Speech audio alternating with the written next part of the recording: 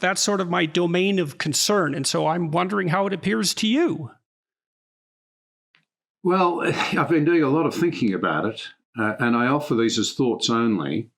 I think and there's so many of them, Jordan, I hardly know where to start. But I think the first thing I'd say is that in a democracy, we do enter into a contract, if you like, a compact, in which we say we'll surrender those rights, but hopefully no more than those rights, which are necessary to secure the rights and freedoms of others. And that may from time to time vary. That's a logical conclusion. So if you think of, as a friend of mine pointed out here the other day, think of the blitz during the darkest days of the Second World War in Britain. I think the social contract, if you like, was strong enough for people to accept that you had to make sure there was no light escaping from your house at night. You had to have black curtains drawn so there was no light, so the Luftwaffe pilots couldn't see London and you and your neighbours were safe. And it was accepted that the police would have the right to barge into your house and say there's a chink of light showing there, cover it up. And you had no right of conscientious objection almost to that. That was an extreme example. So we're talking proportionality here. It's important to note, of course, that if you follow it through to its logical extent, by well before the war technically ended, the British people said, right, we've been through this terrible disaster, we want our freedoms back. And they actually voted Winston Churchill out of office. I see that as a strong declaration. This crisis is over. We have accepted unbelievably punitive measures, restricted our freedoms, placed ourselves at great risk. It's over. We now want to normalise.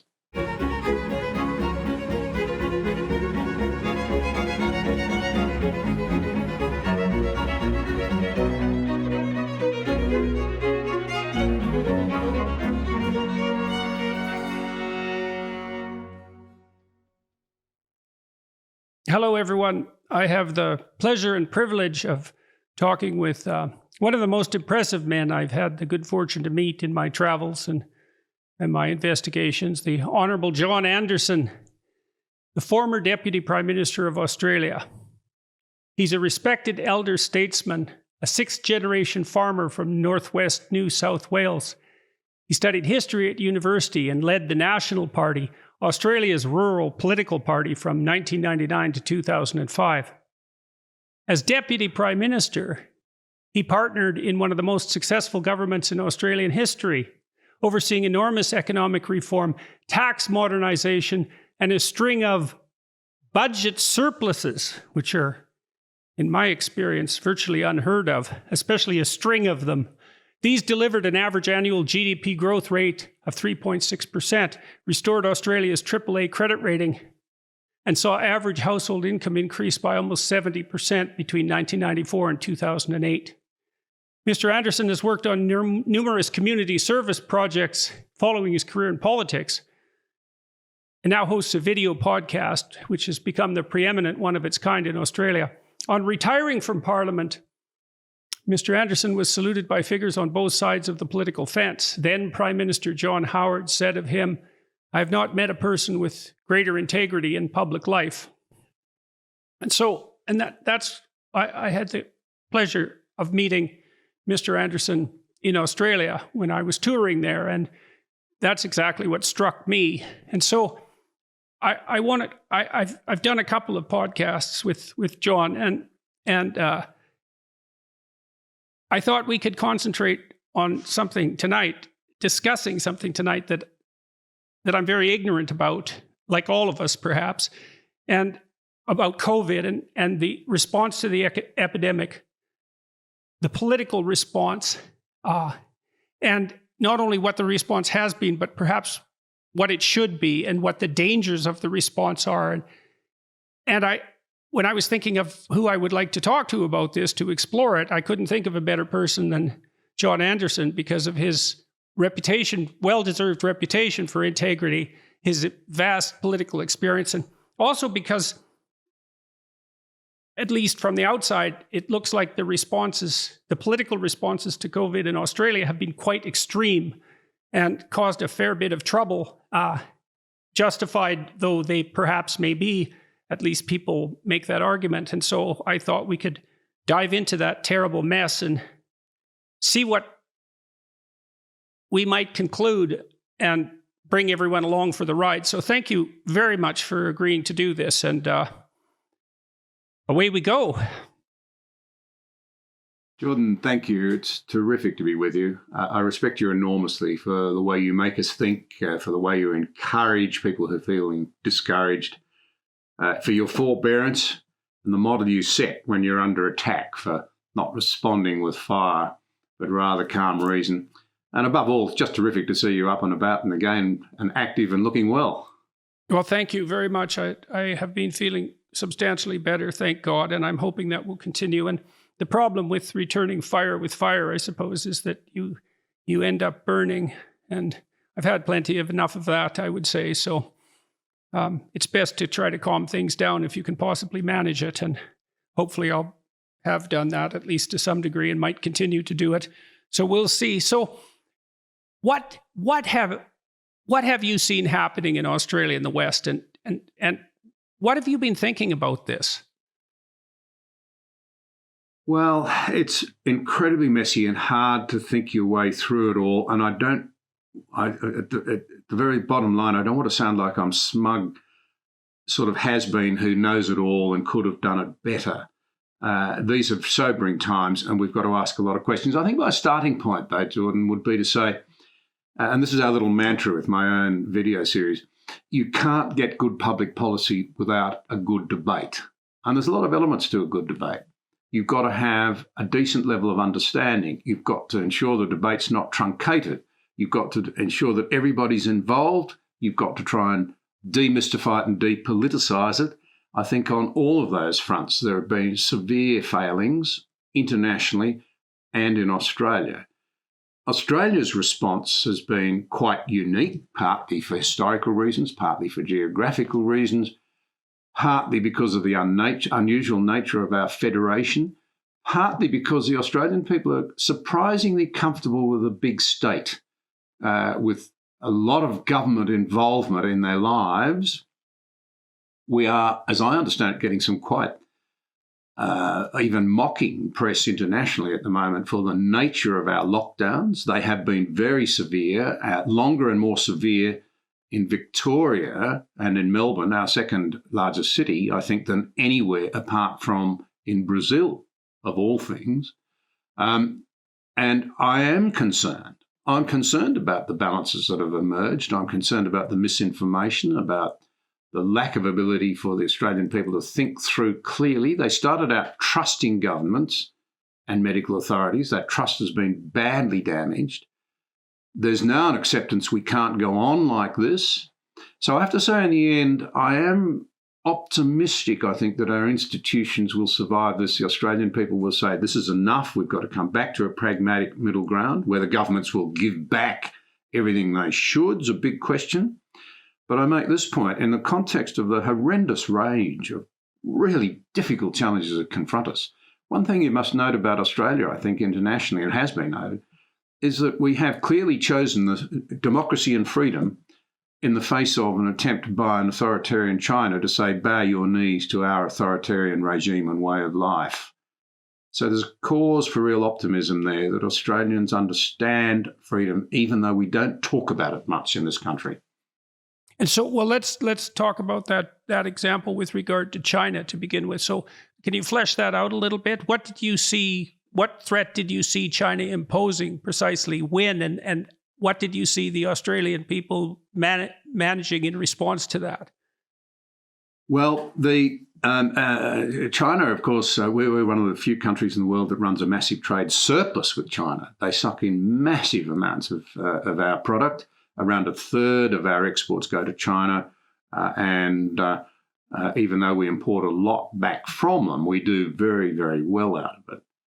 And now we have, I think, perhaps along with the rest of the world, assumed that with liberalisation in trade, with rising living standards, more opportunities for a Western-style life, liberalism would take over in China. We know that over the last 7 or 8 years, those hopes have been well and truly dashed. That is becoming a very authoritarian regime. And Australia called for a full and proper inquiry into COVID so that we could better understand it and cope with future pandemic threats more effectively. We certainly led a little with the chin, I'd have to say, on that one. The reaction from China was very unfriendly indeed, and ultimately they issued a list of 14 major grievances and say that we have broken the relationship. No one will pick up the call in China at a senior level in response to our senior people. Canada's experienced a similar freezing out, but it's been very focused on Australia because we're in the region and because of that call for the COVID inquiry. Also, I think the other thing, and was listed in the 14 grievances, was our insistence that Huawei, we were the first country that said that the telecommunications giant should not be allowed to embed itself in our telecommunications system for security reasons. America followed, Europe, the rest of the world, slowly. And I think that's been a cause of real angst. But the point is that I think the Chinese thought we would bend quite quickly, and Australia hasn't. Notwithstanding the fact that, in common with other countries, you've seen a lot of business leaders saying, "Oh, don't go too far. This trade's important." But as Henry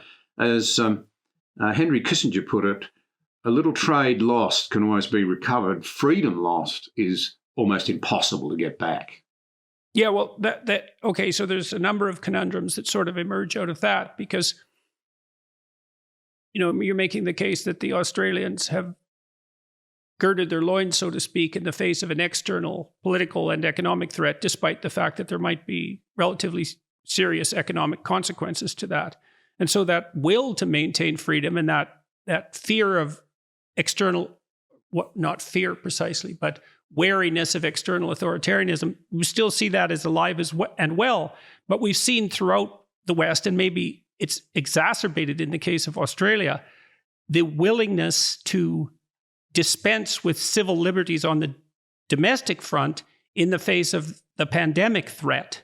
And I wonder first about the legality of such moves. It seems to me that if the lockdowns and the mandatory vaccination policies are in fact constitutionally valid in countries like Australia and Canada and perhaps the US and of course Europe, that our civil liberties aren't very well protected at all. And then I also wonder what will happen to us, broadly speaking, when the next influenza pandemic sweeps through. Like now that we've established lockdowns as acceptable, what level of threat justifies their imposition? How serious does it have to be? And these are, so then I worry about the lockdowns and certainly about the ethics of the mandatory vaccination campaign. Now, I'm vaccinated twice, and my wife is as well, although I have family members who have refused it. And so the division that you see politically and philosophically runs through my family. And I'm not claiming any moral superiority in the fact that I got vaccinated. There are a variety of reasons for it, and I won't go into them. But I'm sympathetic to those who are leery of the mandatory vaccination as policy or the vaccinations per se because they have health objections or ethical objections. And so, well, that's sort of my domain of concern. And so I'm wondering how it appears to you. Well, I've been doing a lot of thinking about it, and I offer these as thoughts only. I think and there's so many of them, Jordan, I hardly know where to start. But I think the first thing I'd say is that in a democracy, we do enter into a contract, if you like, a compact, in which we say we'll surrender those rights, but hopefully no more than those rights, which are necessary to secure the rights and freedoms of others. And that may from time to time vary. That's a logical conclusion. So if you think of, as a friend of mine pointed out here the other day, think of the blitz during the darkest days of the Second World War in Britain. I think the social contract, if you like, was strong enough for people to accept that you had to make sure there was no light escaping from your house at night.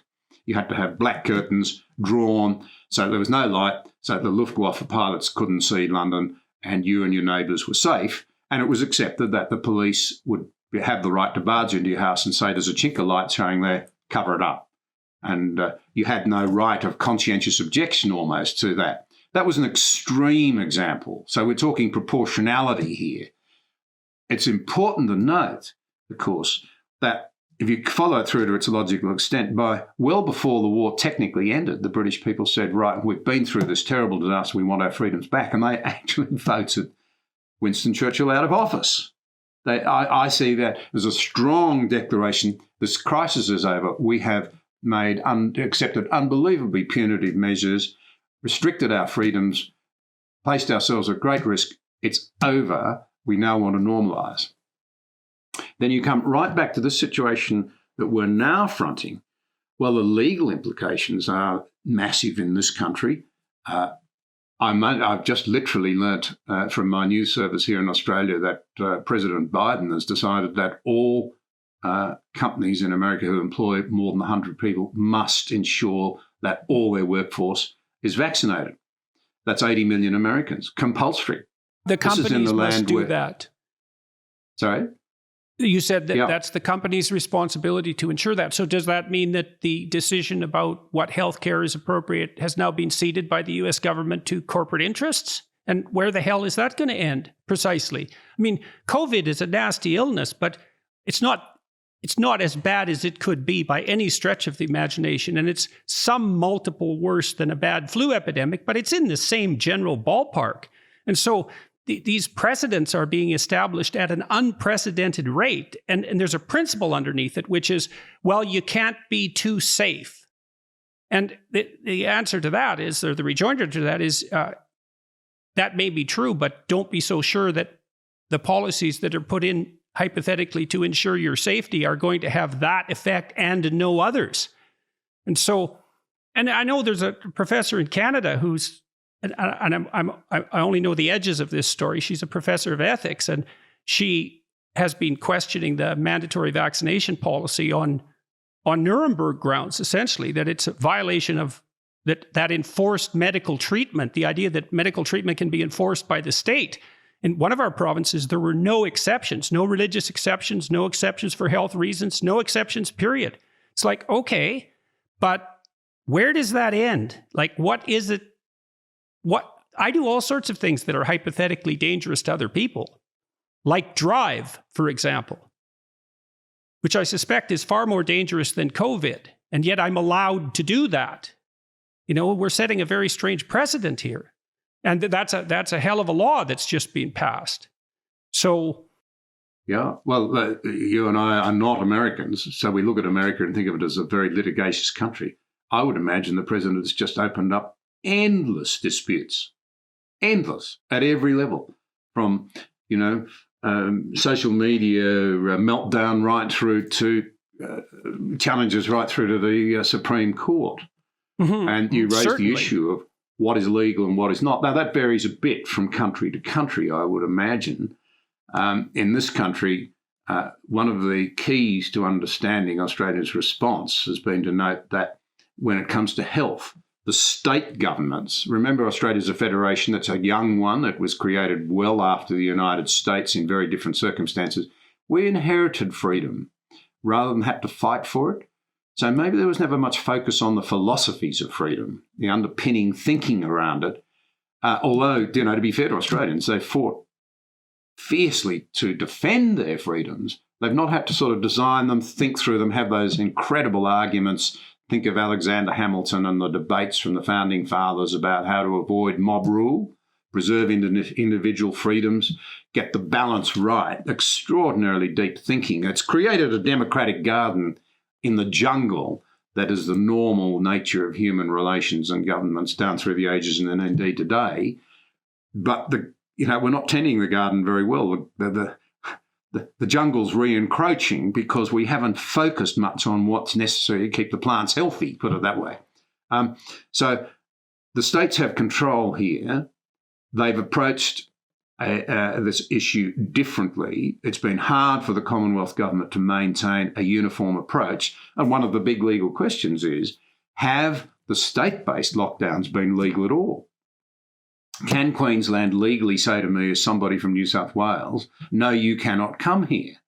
And the balance at the moment would be the courts have said, well, the emergency up until now has been such that they are within their entitled powers and so forth to do so. That would be very interesting to test again now, and it may be in Australia that our Commonwealth government will have to test him again, because as we journey through this, and I mentioned I'm very aware of the interesting international press that Australia's getting at the moment, but the polls are showing now that the Australian people are saying, look, we now get it. We went for de facto elimination. Originally, the idea was flatten the curve so our health system can cope. It morphed into a de facto, we're so far from anywhere, we're so privileged, we're so fortunate, we can go for elimination. I never thought that was realistic. But the polls are now clearly showing that whilst the Australian people are taking a probably not unreasonable sort of insurance policy related to the vaccination, as we get the vaccinations up, we think things should be opened up again, and we'll have to live with this. And at that point, I think there will be in this country tremendous resistance and reluctance to lock down again, because they've been so severe, particularly in Victoria, that people have said, no, the costs are so high.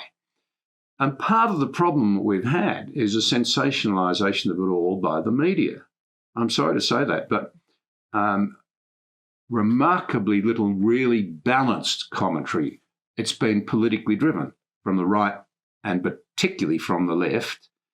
And the left and those in secure jobs, particularly with a publicly funded broadcaster, their jobs go on even in a lockdown situation. They feel safe for their own families. Now, I'm an essential worker, believe it or not, as a farmer. I can't go into complete lockdown. Socially, I'm in lockdown, just about to come out of it now, out in rural Australia. But in terms of my occupation, and like hospitals and nurses and doctors, they've got to keep going. There's a bit of hypocrisy in this. Oh, no, we want to be safe in our secure jobs, in whatever bureaucratic enclave or media enclave you work in. But those people who look after me and feed me and all the rest of it, no, they've got to keep going. Pulling all of this together, I think it will be very difficult after this, frankly, for Australian governments to introduce lockdowns again without very sound reasons. So there's a building awareness we're going to have to live with this. And I think there's a building, it's quite strong. You can feel it, and it's reflected in the polls. And it will be a payout on governments, I think, state governments as well as the Commonwealth, if they ignore the feeling that this has gone too far in the future. And so we've got two state governments that are holding out. They're still effectively saying we can eliminate this, which I think is nuts. And I think their people will ultimately realise that as well. So a bundle of issues in there, but a rising awareness that there's been a lot of emotion and a lack of balance. It now emerges that the mental health crisis amongst young people in Victoria is really serious and has not been given proper weighting in the debate, nor is the economic impact and the fact that we are using our children's money to prop businesses up. No country has blown out its public debt in percentage terms as quickly, I don't think, as Australia has. Mind you, we had a very low debt basis because of certain past governments to begin with, and even after this, our debt to GDP ratios will be relatively manageable by international standards, but the trend lines are not good, and we are borrowing from our children. This is our children's money. Right. Well, yes. So we need to talk very seriously, all of us, about the cost of the safety, because the cost isn't safe, right? So we're taking one risk to prevent another. And so it's always a matter of balance of risk. There isn't a pathway to safety through all of this. And so I am also concerned, like, to make the vaccines mandatory is going to do, and to punish people who refuse them for whatever reason they refuse them, is, it seems to me that it's a sign of the failure of the vaccination arguments, essentially. So that if you haven't made the arguments credible enough to convince the percentage of people that you think should be vaccinated to be vaccinated, then that's a failure of your argument. And then to move to use political force and police force, for that matter, obviously, to insist is only going to increase the distrust that's driving the resistance to the vaccines to begin with. You know, you spoke at the beginning of people's decrease in trust in the medical establishment, so to speak, and also in the political establishment. When those systems resort to force to impose their view of what the proper pathway is to safety, that's going to produce a long-term, permanent, serious damage in the credibility of those institutions. And that's going to have a tremendous cost in terms of health as well. So I don't understand. And then I've been trying to think through a solution. So in Canada, we have a fairly high percentage of people that have been dually vaccinated. And it seems to me that the appropriate approach is something like for the governments to say very honestly and carefully to people, we've made the vaccines as available as possible to all of you. There's nothing standing in your way but your own choice that's preventing you from being vaccinated. As a consequence, we're going to reopen our country radically on this date. And then your destiny is in your hands, as it should be. And it seems to me that hoping that the vaccination rates are going to exceed 90%, I think that's a high-end estimate, and I might be wrong about that, is a pipe dream. Too much force is going to have to be applied to people to get them to do that, and many people will just not do it. And then what are we going to do with those people? Are they now pariahs? Are they now criminals? And if they are, because it's going to be a big chunk of the population, how exactly are we going to deal with that? So I see that we're in danger of exchanging the possibility of pandemic damage with the certainty of the danger of authoritarian imposition. So that's, I'd like you to respond to that, I guess, and tell me what you, that's what I think the policy should be, is that we have the vaccines, that they may not be as accessible in Australia yet as they are in Canada. We have plenty of vaccines in Canada. It's like, I think the government and the health authorities would be much more credible if they said, look, we really think these vaccines work, but we're not in the business of forcing them on you. You can make that choice. We've done what we could to provide them for you, and now it's in your hands. And is that a stupid idea? Like, because I don't know, but I'm not impressed by this creeping authoritarianism in the name of public safety. I just can't see that that's going to go well. I think it's going to cause more damage than it's going to do good. Yeah, well, I think it comes back to this initial proposition, I think, that the quality of the debate is critical to getting good outcomes. Mm-hmm. And the quality of the debate, in many ways, has been very badly interrupted. So we had an unbelievable situation in Australia where we had some quite senior people saying AstraZeneca was dangerous because of blood clots. In fact, mm-hmm. you're infinitely less likely to get a blood clot from AstraZeneca than a girl on the pill. So we're going to say, well, girls on the pill should come off the pill. I mean, because there's a danger of blood clots. Well, we're not going to say that. But we had some quite senior people driving that. And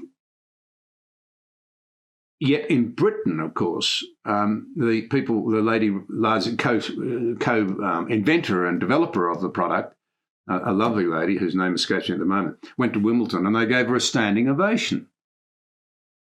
And people were saying, well, if she came to Australia, we'd probably send her to our equivalent of Siberia. The different responses are extraordinary. Who's right? Now we have one of our leading medical experts who was one of those casting doubt on it, saying that perhaps it's the best one of all. Mm-hmm. So you're getting this confusing advice. How are people meant to find their way through that? And that feeds into your narrative, and I think into mine. The quality of public debate becomes very important. I just wonder what on earth's going to happen in America now. It'll be very interesting to watch as we speak, if I understand the news correctly, that 80 million Americans are going to be told you will have a vaccination. Now, this is the land of Hacksaw Ridge. Good luck with that. Yeah. That'll be another war on drugs. Like that's not implementable, as far as I can tell. And in the U.S. in particular, I mean, the people there who are anti-COVID vaccination, they're not doing this trivially. Like, they're committed to it. And the Americans can get committed to something like no one else. And so this isn't going to produce a minor backlash. And it feeds into these conspiracy narratives that are starting to undermine our society as well. It's, that The government is fundamentally untrustworthy, and so are the health organizations. And so anybody who's vaguely conspiratorial in their outlook, that's just going to be like given a massive boost by this sort of political move. That's how it looks to me. And then you go back to the social contract that I talked about earlier, that in a democracy we agree to surrender some of our freedoms in the broader common good, and that we then, in proportional, in sort of ways that are proportional, agree to limit them in emergencies, and we're often willing to do that because we will, if we're frightened, we will flee for security over freedom. Will we then demand it back again? But now, this breakdown in trust that is common to all Western countries, and it's very interesting in Australia. The Australian National University, one of our best universities, has been tracking confidence in our Commonwealth governments, plural, since 1971. I think that's right. And it's been a dismal picture. The graph is gradually drifting away. We're less and less trusting of governments and people in them. Although, funnily enough, Australians, I think, are still quite sort of ideologically friendly towards government. They're very cynical about politicians. That's what's happened there. There's a bit of a disconnect there. But if you look at that long-term trend, you used to get a blip when there was a change of government, a massive surge in confidence, and then it would dissipate away until, as a government became unpopular and made tough decisions or lost its way, and then there'd be a lift. You're not getting those lifts anymore. So we went into this COVID situation with politicians knowing that they're not widely trusted, and that lots of people in the community would think, oh, well, they're doing that for political reasons or looking after their own hide. They're not concerned with us. So they rolled out experts at every point, medical experts. Now, we have wonderful medical services in this country, and I do not want to sound unnecessarily critical. However, of course, they focused very heavily on saving lives. That's their job. And so they gave advice all the time that was designed to save every life possible. I mean, it's extraordinary. We got to the end of last year, I think we're in a population of 25 million, only 810 people had died of COVID. But it meant that the Australian people, how are they meant to get adequate information when they're only getting one side of the debate? There's nothing about the payoffs. What will it mean for mental health? The suicide unit at the University of Sydney estimated at one stage that the suicide rate would increase threefold, and that increase would be vastly higher than, as I understand it, than the number of people who'd lose their lives to COVID. Remarkably little attention paid to the realities that the people who were being badly affected were in certain age cohorts and often had medical problems, comorbidities. In fact, an average of 4 amongst the people who have died, as I understand it, and right, those and are I uncomfortable things. That very frequently, and I may be wrong about this, I'm about perhaps as ignorant as the average person in this domain, and that might be just right for this conversation in some sense. But I also, with regards to the death statistics, is it the case that no matter what the pre-existing condition was, if the person was positive for COVID and they died, the death is attributed to COVID? And that makes the basic statistics upon which all these decisions are being made, well, questionable. I'm not saying that it's wrong, but it's certainly questionable. Can we trust the death rate statistics? Do we actually know how dangerous this illness is? Now, people look at such markers as excess mortality over a given time period, and that seems to me to be more reliable. But it's not unreasonable to ask these questions, and that's partly your point about the necessity of debate, and that opens up a broader issue too. About how those sorts of debates should be conducted, and I can't help but think that it's going to become incumbent upon our political leaders to use the kind of platform that you and I are using right now and actually talk to people. Yeah. That's never really been possible, right? Yeah, I think that's important, because part of what's happened, I don't want to sound overly critical of our health officers and what have you, many of whom I have a high regard for, some of whom I think have bought into the sensationalism, but keeping in mind that their job is to present the medical side.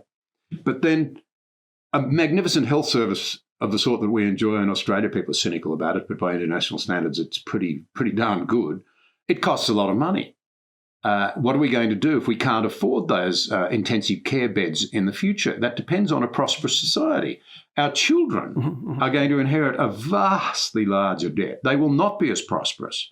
And we know from the research that they're quite distraught about this, quite despondent. They're wondering whether Australians are very aware that our economy has been blown off course. It's been magnificent and it's held us in incredible stead, and that's why we've been able to spend a lot of money on insulating people. It's an irony, isn't it? Governments shut economies down deliberately and knowingly and then try to put the system on life support by pumping money in directly. And Australia's been able to do a great deal of that because of its economic strength in the past. But we're dissipating it away at a very time when we face other huge challenges. The demand that we do more on climate, which will cost money. The reality that Australia will have to spend more than 2% on GDP on defence. We're going to have to. There are a whole range of other things that we're going to spend money on that must be fed into the debate as well, so that people can make informed decisions. And this has been a big part of the problem. Politicians have had to say, listen to the experts because they know they won't be trusted. Whereas in reality, if the system was working properly, people would be saying, we put the politicians there to balance these things and to lead us through it. So they can say, here are the real dangers of COVID that we know about. And along comes Delta, to be fair, and that makes it even harder. It's different and it affects more people and it's more contagious. But here are the realities on the health side. Here are the trade-offs in economic terms. Here are the trade-offs in terms of the education of our children. Here are the trade-offs in terms of depression and anxiety and self-harm. The right way through this is such and such a road. But that's not what's been fed to the populace. It's save every life lost. Well, of course it's a tragedy.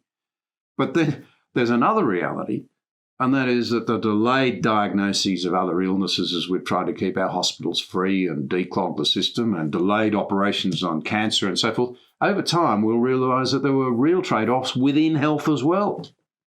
And my point is that we actually elect politicians to guide us through this on the best available information, but when trust is broken down in the compact, it's very hard to get that right. And part of what's happened here is that politicians have had to say, we're taking medical advice. Sometimes they don't tell us what that was, by the way, rather than we're balancing that with all of these other factors and I'm putting it before you, the people I lead, on behalf of the government.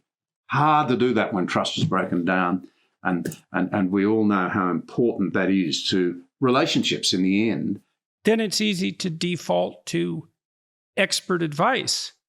But what is happening as a consequence, what that means in some sense is that the medical profession starts to bear the weight of political decisions.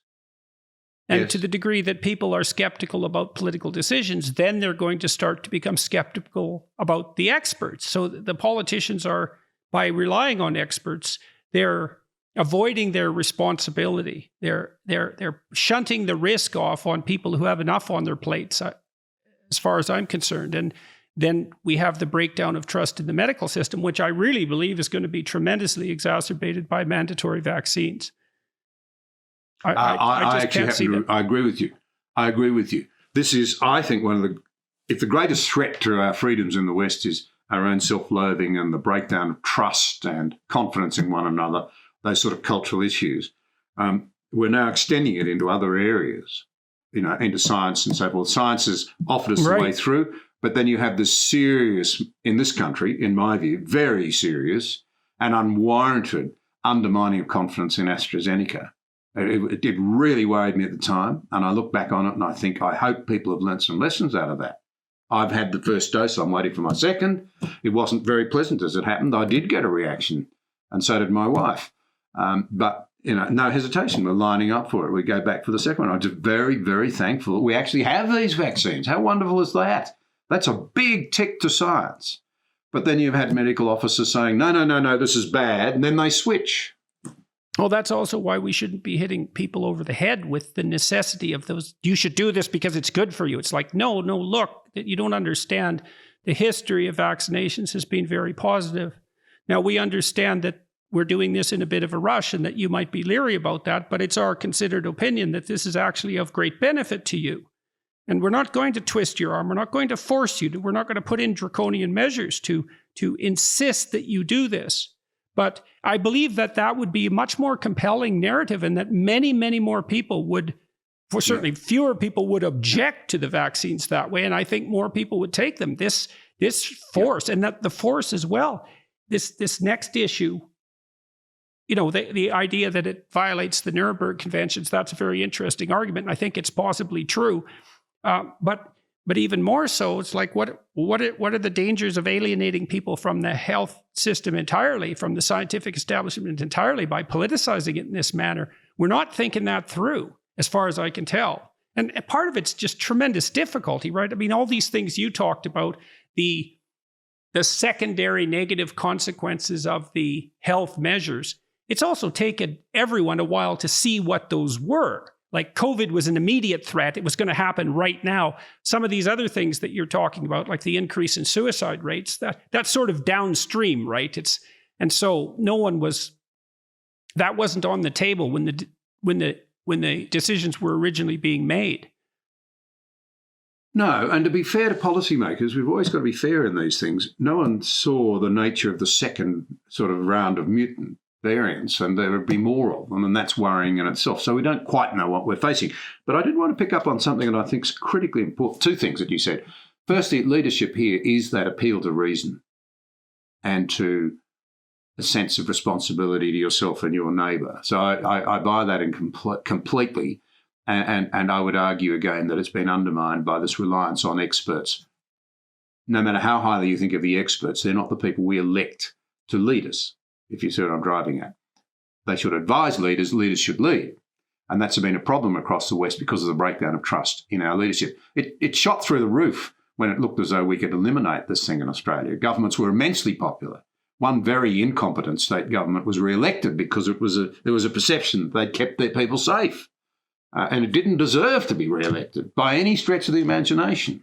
And I think I'm a reasonable judge of those things. On all the broad indicators, they had not served their state well. But the other point that you raised that I think is so important, I'm always struck by Hacksaw Ridge, the film that Mel Gibson put together. Now, it's about conscientious objection. Now, you stop and think about this for a moment. Proportionality. And the darkest days of the Second World War, when there were real doubts about whether or not democracy and freedom would survive, in the end, and subject to some pretty tough processes, you could claim to be and be recognised as a conscientious objector. That's what the film's about. Mm-hmm. You could say, no, my conscience does not allow me to do this. And you see, this is Frank Ferrudi's point, I think. I don't want to verbally, I'm only a simple man, but as I understand it, our first freedom is freedom of conscience. Without that, every other freedom, I'm not a believer in the hierarchy of freedoms, freedom of conscience, freedom of belief, freedom of speech, freedom of assembly, the right to meet with people or not meet with people. And there's no hierarchy there. They're a package. But in a sense, the first is freedom of conscience, to think through what do I really believe, and then to be able to act out on that conscience. That is the mark in the end of freedom. Now, it might be that during the Second World War, society says, well, there'll be some downsides for you. We'll respect that. You don't have to go to the front line. And there may have to be here too. I mean, I suspect that airline customers, here's an interesting fact for you. Globally, airline travel's recovered to 70% of its pre-COVID levels. Australian air travel is down at 26% still. Quite interesting reflection on our caution and our isolation in this country. And yet we're one of the most interconnected nations in the world in terms of trade and in terms of tourism, inbound and outbound. So it's an interesting reflection on where we're at in this country. But my point in all of this is that you have to, I think it's going to be hard to be able to engage in all activities if you've not been vaccinated, unless we can find a very quick way of testing. And I might be wrong on this, but a friend of mine was telling me that her son's in Germany, and he went out for a coffee the other day, and the standard procedure is that you get a little test on the way to the coffee shop. Takes a few minutes. And if you're clear, you're right. So it's not a question of vaccination, it's whether you've got COVID. Now, that's an interesting way of looking at it. And if technology would allow for that, it might ease a lot of these things. I was rung the other day by the minister, a very thoughtful man, from a church in my local area. And he said, I'm not sure what we're going to do if the state tells me that I can't allow people to come and worship in my church if they haven't had a vaccination. He said, I'm deeply troubled by that idea. And I thought, well, I hadn't thought of that particular angle. That's troubling to me too. So what do you think the best rationale is for mandatory vaccination? It's like, what is the danger what is actually the danger? What's the best description of the danger that's posed socially by people who refuse to be vaccinated? I mean, is the argument that they're also a terrible danger to those who've been vaccinated? I mean, as the vaccination rates increase, and they're fairly high in Canada, I think we're near 80%. I hope I'm not wildly off the mark with that estimate. I know it's much lower in Australia, or I believe it is. I am unclear about exactly the danger that the unvaccinated are posing. I mean, so what's your understanding of, given those vaccination rates, what's your understanding of that, and what's the justification for their restriction of civil liberties? I have to say that's a very good question, Jordan, and I'm as unclear as you are. I mean, if well, we shouldn't be unclear about that, right? You'd hope that in the positions that we occupy, we wouldn't be unclear about that. And it seems to me that if we're unclear about that, that plenty of other people are unclear about it as well. And that's obviously not a good thing. So to illustrate the point that you're raising, if I've got this right, now our Qantas, the Australian airline, has said that all of its staff must be vaccinated. And as I understand it, one of their very senior people has a conscientious objection and has left the organisation. I think I'm right in saying that. Now, his perspective presumably it's a very important one. He would be asking a question not only about civil liberties, but the practicalities, which is what you're posing, as I understand it, to tease this out. If I'm about to go through an airport, through all of the procedures involved there, and get on an aeroplane with people who are, even if it's just one person on that plane who's not vaccinated, if everybody else has been vaccinated and they're safe, what's the problem? Well, yeah, precisely exactly what's the problem, and to what degree is that sufficiently problematic so that civil liberties should be importantly curtailed, right? Because, and so I'm unclear about exactly what permission being vaccinated grants me, and I'm unclear about what precise danger the unvaccinated pose to the vaccinated. If it's extremely high, then you think, well, then what is the use of the vaccination? And I don't want to overplay that, obviously, because I believe the evidence suggests that the vaccinated are much less likely to suffer severe consequences from COVID and much less likely to catch it. But I'm still unclear about this. Are the unvaccinated primarily posing a danger to the other unvaccinated? And at some point, and maybe the worry is, well, that's going to overwhelm our health system. It's going to overwhelm our intensive care units. And so I guess a corollary to the policy that I thought up earlier, and I didn't mention this, was we announce a date past which, once the vaccines are universally available, we announce a date past which things open. And we quadruple the money that we've devoted towards ICUs. And because it's not as if the lockdowns themselves aren't expensive. They're extraordinarily expensive. They're insanely expensive, and we haven't yet begun to pay for them. So we set a limit. We tell people, we inform people that the vaccinations are available, and then we prepare for the fact that many people won't become vaccinated. But I still don't get the exact danger. And that could easily be my profound ignorance. But if it's the unvaccinated are dangerous to the other unvaccinated, it's like, well, at some point, what are you going to do about that? Force people? That's not a good precedent. Two thoughts come to mind. One is that one of the things that policymakers would have to take into account, I'd imagine, is the emergence of new variants, more contagious, more dangerous, resistant to the vaccines, and spreading those very quickly. There may be dangers in there that have to be thought through. The other thing about it is there's a world of difference between saying you must be vaccinated per se and saying, well, if you choose not to be, that's okay, but there may be some situations where you have to stay at bay. So, hypothetically, it might be to say, you don't have to be vaccinated, but you can't fly. I'm just plucking that out of the air. So you're absolutely free not to, but there are some things you can't do if you're not vaccinated. In fact, one of the things that we did in this country, see, Australia, one of the characteristics of the country that I live in and love is that we're amazingly open to being regulated. And a bit weak on conscientious objection too, historically, not as strong as America and other Western countries. And that regulation, maybe it comes from the benign way in which governments regulated so much of our lives. As I say, we've never had the turmoil of civil war of independence, of the agonies and intellectual exercises that went into designing the American Declaration of Independence. We've not had those sorts of things. Essentially, we were a series of British colonies put together by an act of the British Parliament in 1901 that federated us. And in the 1880s and 1890s, our best thinkers, often pretty flawed people and pretty with selfish ambitions of being statesmen and so forth in their own little pond, I suppose, but they put together a constitution that reflected the very, very best of the thinking and the experiences and the learning of particularly Britain and America. But my point out of all of that is that so government's been relatively benign, notwithstanding, as I said earlier, Australians have been prepared to fight for freedom or to defend it. They haven't had to fight for it in the first place. And they've been we're amazingly accepting of regulation in this country.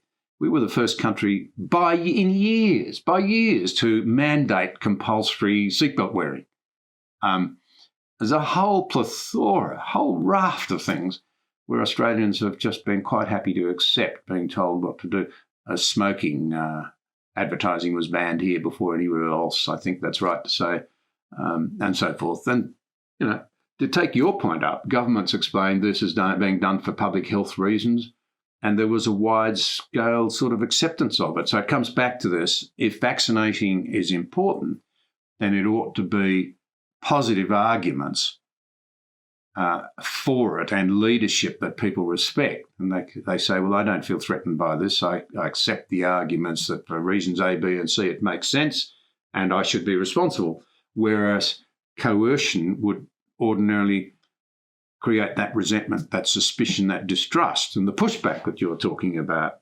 So that's why the recognition of conscientious objection, I think, is so critical to the maintenance of freedom in any genuinely free society that wants to, if you like, persuade people of the value of freedom.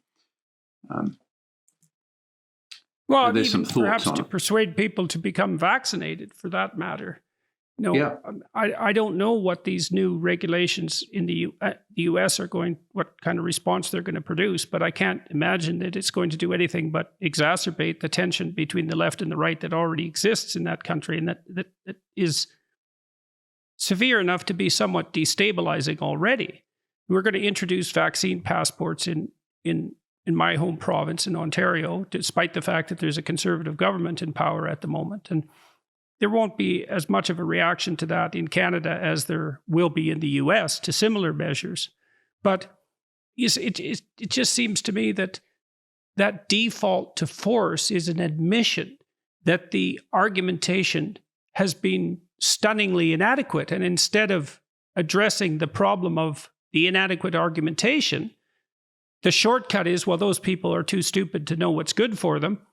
And so and for the sake of everyone else's well-being, it's justifiable to force them. That might even be okay if it was going to produce the results that are intended. But I don't think it's going to. I think it's going to produce a kickback that will make things worse on the vaccination front rather than better. And we might ask ourselves, too, is like,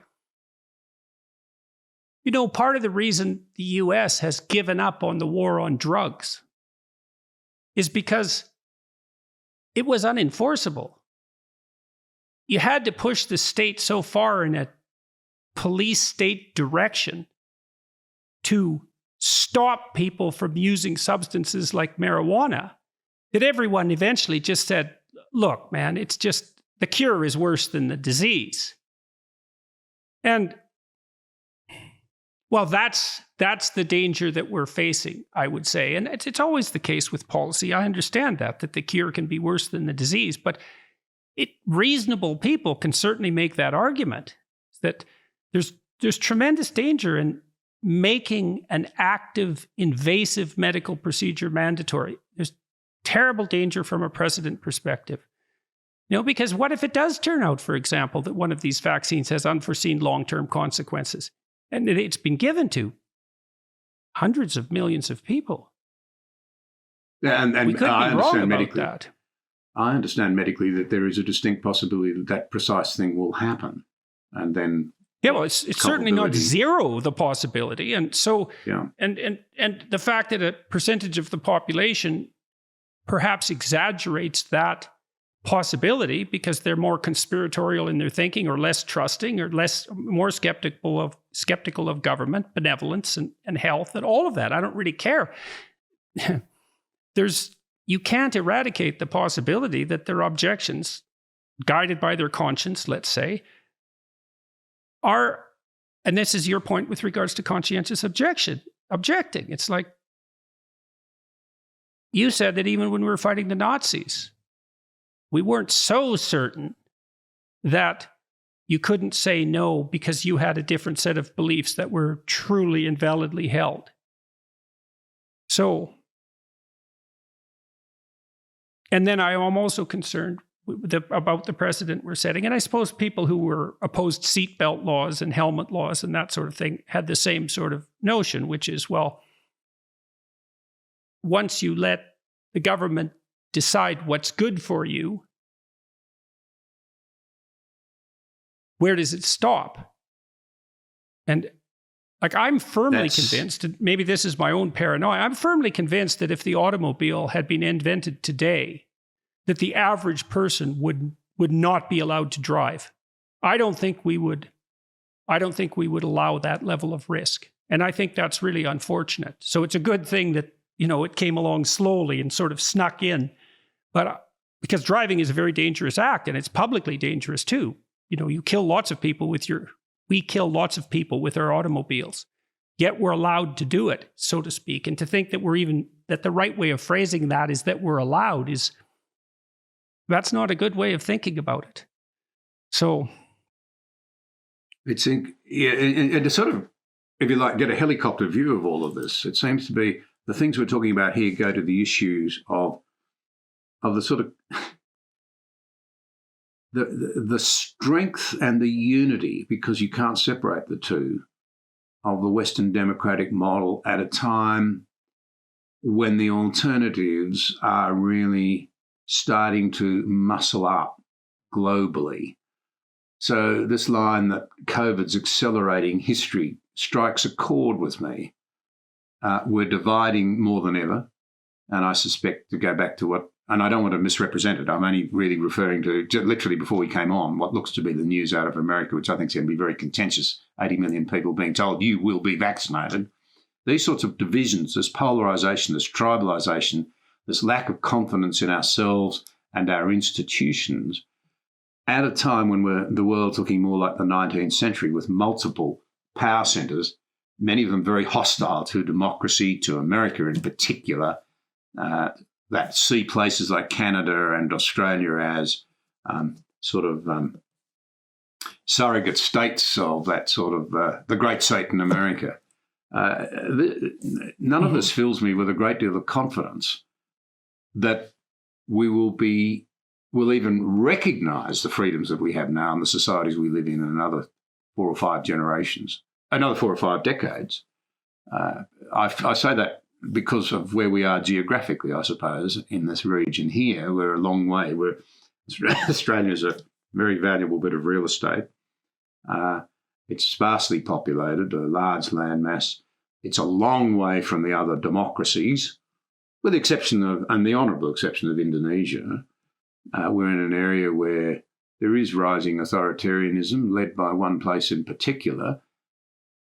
Do we have collective willpower to pull together and say, we're going to have to make tough decisions? We've been very comfortable for a long time. And the first tough decision here is the one that's now being openly spoken about in Australia. They're actually saying it. And as I said, I have confidence that Australians are being realistic about this. I actually think we will come through this, but it's so important we have these debates. We now are saying we're going to have to live with COVID and accept that people will die. Awful thing to say, but we're all going to die. And if we're not careful, we'll make this into such a mess that we'll die of, more of us will die of more causes in worse circumstances than was under a more authoritarian system. At its worst. Get the worst of both worlds. You've got enormous economic challenges too. I mean, let's not kid ourselves. A reasonable degree of prosperity is very important to having a health system and the nutrition and the educational and employment opportunities and so forth that give you lives worth living, where human beings can flourish. Right. Well, and we've been able to, in some sense, devalue our currency by distributing money extraordinarily generously during this time of crisis. And fair enough in some sense, but that isn't a sustainable response. And God only knows what damage we're doing to our future economic prosperity by continuing to make it extraordinarily difficult for many people to engage in productive activity. How disheartening that is for people to watch the businesses that they've poured their heart and soul into take a terrible hit, and to have people adjust to this new reality that may never allow them that opportunity again. So practically speaking, I mean, it's easy to sit and complain and say, doesn't this look grim and shouldn't we be making smarter decisions? I put forward, for what it's worth, my thoughts on what a reasonable policy might look like, one that balances concern for health with the possibility of continued freedom. What do you think might be done concretely by political leaders in the West to deal with the COVID crisis more appropriately? What do you see as a reasonable pathway forward? This may sound a strange reaction, but it's where I really genuinely come from. I think we need to lift people's eyes to the real threats to our future freedoms.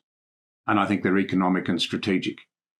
And I think out of that should be the message that we really, in Western countries, within our countries and actually amongst ourselves, have more in common that is more durable and important and imperative to preserve and work on, if you like, more interests in common than those which divide us. And that requires a sort of leadership that we saw, I keep thinking to myself, we saw so much of it out of America, Britain and America, frankly, in the whole sort of mess of the 1940s and then coming out of it.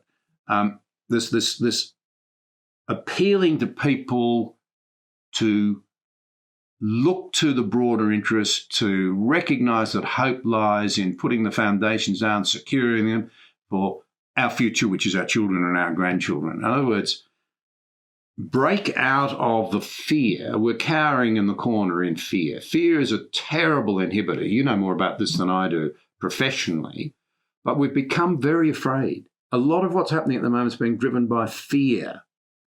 And it's fed on by those who want to sensationalise the issues and distort the numbers and not talk about the costs of a given line of action, not talk about the fact that there are issues here other than the medical ones, those sorts of things. And I think only then can we develop the right sort of set of perspectives. But the subset of that one, Jordan, is that I don't think any of us yet have worked out how to handle social media with its capacity. No, that's the next thing I wanted to ask you about, actually, because I've been thinking about, look, I invited the leader of the opposition who's now fighting an election in our country. So he's the leader of the Progressive Conservative Party, and the Liberals are in power under Justin Trudeau, and the leader of the opposition is Aaron O'Toole, and I invited him to come on my podcast over the last couple of weeks, and he refused. And he might have had his reasons, and I asked him at the last minute. But these podcasts, and I'd like to hear your experience about them. There's no reason for politicians to be using the media anymore, as far as I can tell.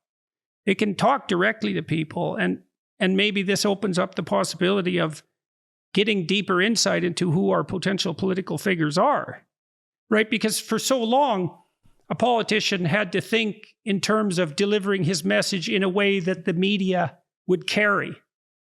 But that's just not necessary now, because we can sit down like you and I are sitting down and actually talk things through, and then people can be involved and engaged in that. And that seems to me to be a hopeful technology for the future. And now how long have you been running your podcast, and why did you do it? And what do you think about that politically? I'm very curious about that. Yeah, look, there's a bunch of issues in there. The problem with social media, the downside is it gives a megaphone to people to spread serious misinformation, conspiracy theories about AstraZeneca or whatever it happens to be. That's the downside and the danger. The upside is you can fill the terrible vacuum in public information that's out there for people who want to know what's really going on and want to engage with ideas. As I've said probably ad nauseum, I was driven by that feeling that in my country, there is a hunger for higher quality debate, better content, more information. And it struck me and a couple of my friends that one of the ways to help counter that in my country might be what we embarked upon. In fact, I launched with you. Thank you very much. Had several in the can ready to go with, but you were in Australia at the time, and what you were saying so struck me as topical and of interest that we launched with it and found an extraordinary appetite for ideas and for content. And the thing that encourages me is that while, look, to be honest, I often despair of young people's lack of understanding of their history, of the basics of their freedoms and democracy. They're so cynical about it. They've been fed the lines by their teachers, who have fed the lines out of universities often, that participation in democracy is to be cynical and to be an activist, not a participant and a contributor. Some of our best schools are letting us down in this area, in this country. Some of our very, very best schools, as well as many of the mainstream ones now. There are many honourable exceptions. I want to add that. But it just seemed to me that there is this hunger and this appetite. And as you said to me, young people don't often read so much now, but they're still hungry for content. And changing technology, they get it in different ways. There's an earlier version of it that when we were in government, the Prime Minister at the time, John Howard, recognised. Bypass the mainstream media, where even in those days the grabs were too short and the bias was all too often. There were too many people in the media seeking to campaign rather than inform. But he recognised that talkback radio in those days was a brilliant way to reach a lot of people. And I think that's right. He was able to go over there. He could talk directly. He could find hosts who would let him get his message out, even though some of them might have interrupted a bit. He could still connect with people, and that was important. How do you do that now, the way you and I are doing it?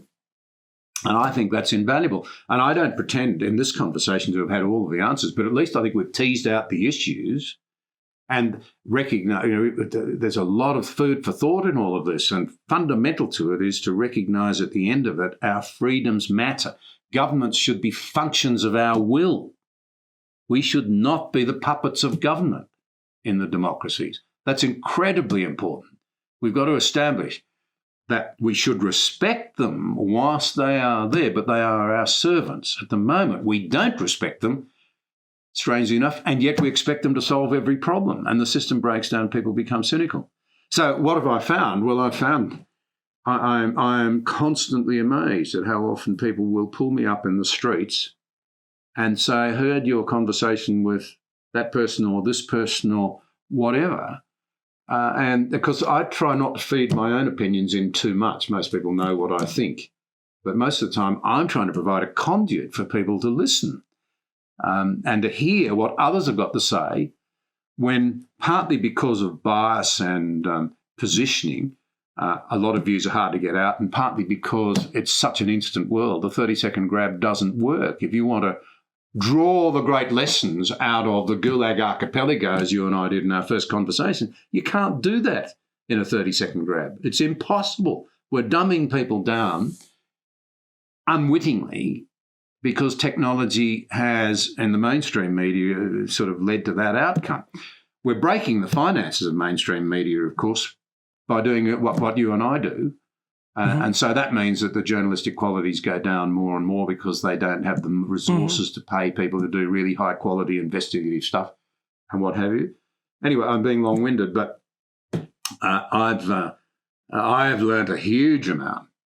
It's something worth considering and contemplating in detail, because this is a stunningly revolutionary new technology. I mean, YouTube was just kind of a novelty item when it first popped up. But the fact that everyone is now a video producer and a sophisticated video consumer, it changes the world in ways that have only barely begun to manifest themselves. And we certainly don't understand it, because the technology runs way faster than our understanding of its consequences. But it seems to me that it should become increasingly incumbent on people who have political ambitions to engage directly with the public in this manner, that should become a standard expectation of political figures and of the general population. Because if you can't handle yourself in a 90-minute conversation, if your ideas aren't well enough developed, or if you don't have the character, or you reveal your hand in some manner, well, that's something that should happen. And the fact that everything has to be condensed down, in some sense, to sound bites means that people who are good at doing that, or who have a good team to do that, they get the spoils. But it's no way to run a serious operation. And this technology is available to anyone who cares to use it now. So what have you seen? What do you understand, the understanding of political figures in Australia with regards to social media? Like, do they understand the significance of its existence, the potential that it has? Some do. Some do. Some set up massive cynical exercises to try and control social media, to participate in, and set up movements, come with me sort of stuff, where it's all spin and it plays on the sort of hashtag type stuff. But then at the other extreme, I have been delighted and amazed at the number of people right up the political scale who listen to the conversations that I've held. And to go to the Parliament House and have a senior person from the other side of politics to the one that I was involved with, and it's happened several times, come up and say, gee, I enjoyed your podcast. That is gold to me. And then to know that there are several cabinet ministers who often tap in, particularly if I talk about defence, or if I talk about the sorts of things that you and I talk about. And then one of the things that I have noticed, though, this is an interesting one, and I've not got to the bottom of it, I don't quite understand it, is that my countrymen are more interested in listening to somebody from America or Britain than from anywhere else, including their own country. So a couple of the most important conversations that I've done, or quite a few, on defence, with our former Prime Minister, who is now the father of the nation in many ways and was widely seen that way. And yet there's relatively thin interest talking to, the conversations that you and I have had. This is actually the fourth, and it's very kind of you to have me as a guest. They have flown off the racks, so to speak, and generated huge interest. And here's the one, I know I've said this many times, so forgive me, listeners who have heard me say this, but nothing drives me on more than when I meet young men and women who are seeing through the paucity and the superficiality of what they've been fed as young Australians, and have really clicked to a deep philosophical and meaningful understanding. Your point indeed, that the sort of things can only be learned through long-form discussions about why our country's different. When I was in Parliament, one of the few, I'm reasonably economically dry, one of the few subsidy arrangements that I agreed with was that we subsidised kids' schools from around Australia, so it was cheap for them, no matter how far, this is a very big country, to come to Canberra and see democracy in action. And I always used to look forward to meeting with them. It was always fascinating. So we'd have a discussion about the Parliament House and its endless corridors and the chambers and the Prime Minister and all of these sorts of things. And then I'd spring it on them. I'd say, now, how many of you were told before you came down here by your mums and dads and maybe even your teachers, oh, you're going to Canberra, are you? That place, where it's all hot air and the politicians are useless and the government's no good. And every hand would go up. That's Australia. We were once healthily sceptical. We're now downright cynical, I think, about our political processes and the people in them. But if you then said to them, OK, so if the government's making a mess of it, name me a country that you'd like to live in preference to Australia. And occasionally someone would say America, or they'd say Canada. They might say New Zealand. They'd say they're all democracies. And then we'd talk about the differences. And of course, it had never hit them. And once you start to unpack that stuff in the sort of conversations that you and I so enjoy, because I enjoy them enormously, there's a lot of people who tap into it and say, gee, that's interesting. That's really got me thinking. And was it Margaret Mead who said, societies have often been changed by just a small group of people getting together and thinking things through. Indeed, that's the only way societies have ever changed. And so what drives me on is the hope that whether they agree with me or disagree with me, even if they come out in a different place, if these conversations that we have help raise up tomorrow's leaders, well, boy, we're going to need them. And they'll have to be people of vision and courage and of insight. And nothing struck me more than that first conversation where you had, and you were quite emotional about it, you said that you'd been in Melbourne and you'd had some young men there who had responded positively to what you'd said. And you just said they just need a little bit of encouragement because they're not getting it. And they're not. I've never forgotten that moment. And I resolved at that point because you're so open and you make yourself vulnerable, and that must be very costly at times, that I would seek to do the same. So I've done that several times consciously. As a result of that first conversation, I've opened up more about me in the hope that that's useful for young people. And if others want to criticise me, if older people say, oh, we wouldn't have said that in our day, dear, or whatever, so it doesn't matter. If there's one person out there, and I know there's more than that because I've met them, who have been impacted and have thought things through and put down some foundations that they otherwise wouldn't have, well, it's all been worth it. That's a great place to close. So thanks very much for agreeing to meet with me again. I really appreciate it, and to wander through this minefield. And it's not something that anyone knows how to do properly, but we can all hope and strive to do it right, and hope that we don't do too much damage while we're trying to figure it out. So I'm hoping to come to Australia next year again, perhaps to tour again, if I can manage it. So if I do come down there, I'd sure be more than pleased to see you again and to meet. And so I'd like that very much. So thank you very much again for coming in. Ditto, and thank you very much. It's an honour, and it's terrific to see you firing on all eight again.